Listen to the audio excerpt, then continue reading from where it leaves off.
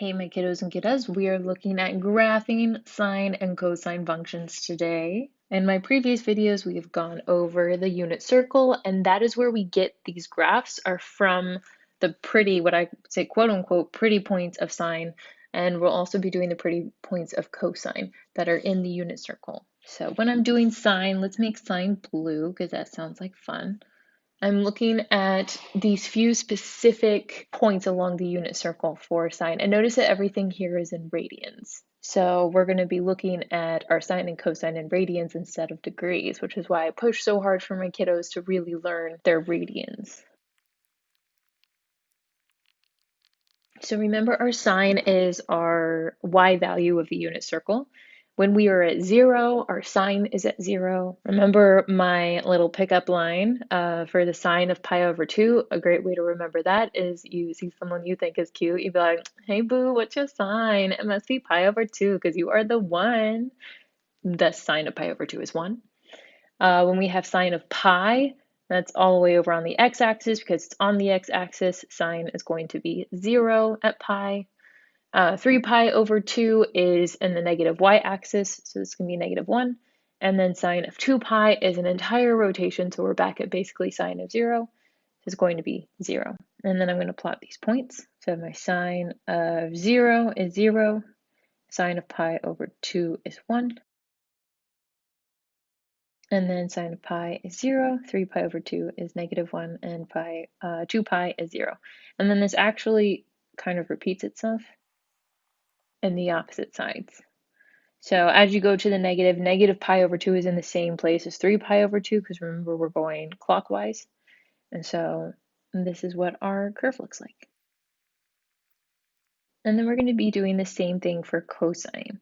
And I'm going to make this one purple. Purple is one of my favorites, and for some reason I like cosine, even though it doesn't have as many pickup lines. I'm not sure why. I think because it starts off a positive 1 instead of it like 0 whenever you're like on the y-axis, where a sine starts at the origin. I feel like if you're starting at the origin, that's so basic.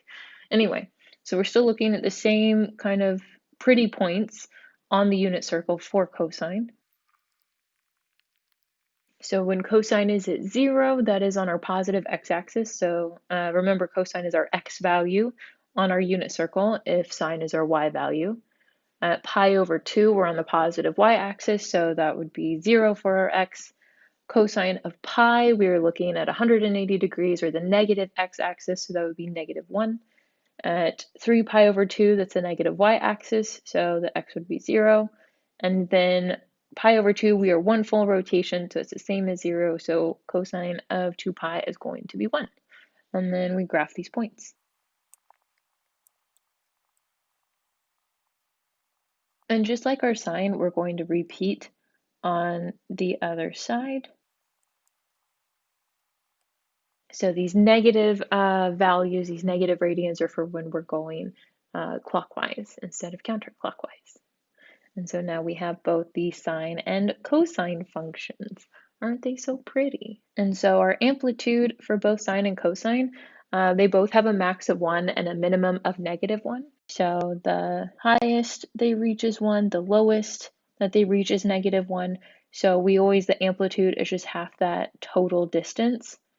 So then both of these have an amplitude of 1. When it comes to our period, we're looking at the entire unit circle. So the entire unit circle is going to be 2 pi. So both sine and cosine go a full rotation before they start repeating themselves. And so that full rotation is going to be 2 pi. Just like with any other function, we are going to have moments where we shift either up, down, left, right. Most of the time for algebra 2, I just focus on shifting up and down. And then we also have changes of periods. So instead of maybe an entire rotation of the unit circle, we're going to squish that entire rotation into half of a rotation or a fourth of a rotation, or we may expand it into 2 times a rotation. So that'll depend on what our period is. And then our period has to do with that b that is inside of our x. So that shows us how we stretch along the x-axis. Our C value on the outside tells us how we go up and down, and then our amplitude tells us how we stretch along the y-axis. So we could, instead of going to 1 and negative 1, we could do 2 and negative 2, or half and negative half. So that shows how tall our function is going to be. And for the examples, I'm actually save all of my examples for my kiddos. I do have a previous video from last year that is available. It's in the playlist that is labeled Unit Circle Trigonometry, and I have examples for graphing sine and cosine. If you would like to see those examples at school, because I am saving these examples for my students, I actually think I'm going to link the video in the description in case it's something you guys would like to see. I also explained the points of sine and cosine again, so you can always like fast forward through that part. If you found this helpful, then please like and subscribe. If you think that it could be helpful for someone else, please feel free to share it. Spread the love.